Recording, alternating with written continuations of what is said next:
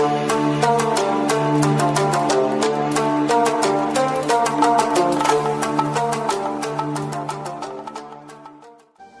दोस्तों, आज हम इस वीडियो में बात करने वाले हैं आखिर भगवान श्री कृष्ण को क्यों कहा जाता है लड्डू गोपाल, कान्हा को क्यों और कैसे मिला था ये नाम। आइए जानते हैं इस वीडियो के माध्यम से।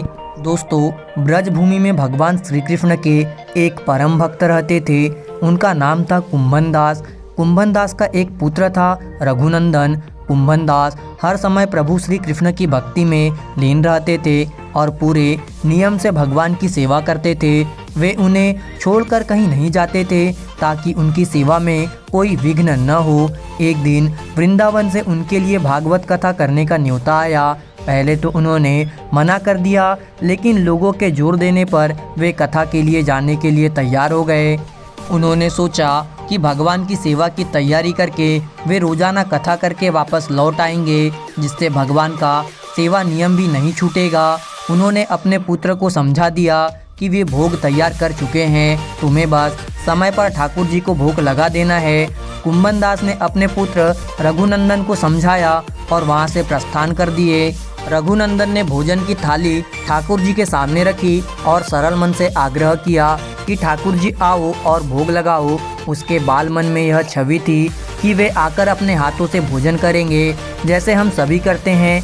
उसने बार बार ठाकुर जी से आग्रह किया, लेकिन भोजन तो वैसे का वैसा ही रखा रहा।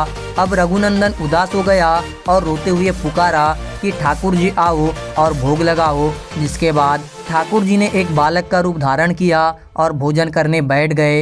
ये दृश्य देख रघुनंदन भी प्रसन्न हो गया।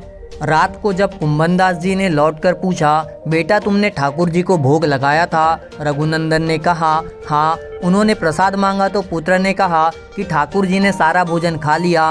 उन्होंने सोचा कि बच्चे को भूख लगी होगी तो सारा भोजन उसने ही खा लिया होगा। अब तो ये रोज का नियम हो गया कि कुंभन दास जी भोजन की थाली लगा कर जाते और रघुनंदन ठाकुर जी को भोग लगाते, और जब वे वापस लौटकर प्रसाद मांगते तो एक ही जवाब मिलता कि ठाकुर जी ने सारा भोजन खा लिया। कुंभन दास जी को अब लगने लगा कि पुत्र झूठ बोलने लगा है। कुंभन दास ने एक दिन लड्डू बनाकर थाली में सजा दिए और छिपकर देखने लगे कि बच्चा क्या करता है। रघुनंदन ने रोज की तरह ही ठाकुर जी को पुकारा तो ठाकुर जी बालक के रूप में प्रकट होकर आए और लड्डू खाने लगे।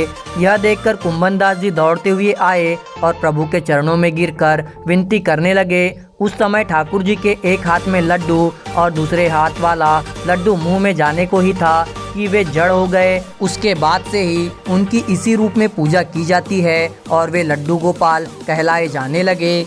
दोस्तों, आपके लिए बहुत मेहनत से पोस्ट लाते हैं। एक लाइक ज़रूर करें और कमेंट्स करके ज़रूर बताएं कि वीडियो आपको कैसा लगा, और चैनल को सब्सक्राइब ज़रूर से ही करिएगा।